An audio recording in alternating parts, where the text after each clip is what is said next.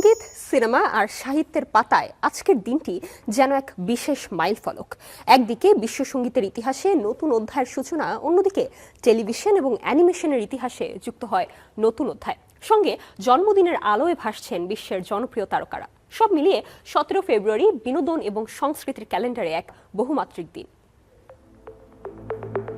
1967 সালের আজকের দিনে দ্য বিটলস যুক্তরাজ্যের ডাবল এ সাইড সিঙ্গেল হিসেবে প্রকাশ করে পেনি লেন এবং স্ট্রবেরি ফিল্ডস ফরএভার।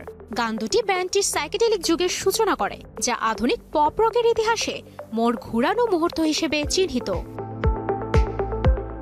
আজকের দিনে যুক্তরাজ্যে প্রচার শুরু হয় বিশ্বের প্রথম TV soap Opera A women to remember. এটি ধারাবাহিক নাটকের ইতিহাসে পথিকৃৎ হিসেবে বিবেচিত। ডিজনির অ্যানিমেশন ক্লাসিক সিন্ডারেলা মুক্তি পায় 1950 সালের 17 ফেব্রুয়ারি। এই চলচ্চিত্রটি মুক্তির পর বক্স অফিসে পায় বিশাল সাফল্য, যা ওয়াল্ট ডিজনির স্টুডিওকে আর্থিক সংকট থেকে ঘুরে দাঁড়াতেও বড় ভূমিকা রাখে। অন্যদিকে আজকে জন্মদিনের তালিকায় আছে বেশ কিছু পরিচিত নাম।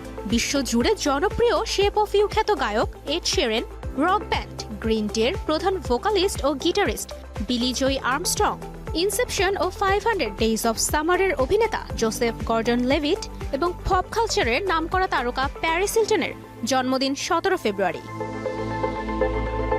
এছাড়াও বাংলা সাহিত্যের দার্শনিক কবি জীবনানন্দ দাশ বরিশালে জন্ম নেন 1899 সালের 17 ফেব্রুয়ারি। কবির জন্মদিন ঘিরে চলছে নানা আয়োজন, তবে মৃত্যুর প্রায় 70 বছর পর এবার আলোচনায় এসেছে তারই লেখা 15টি মৌলিক গান।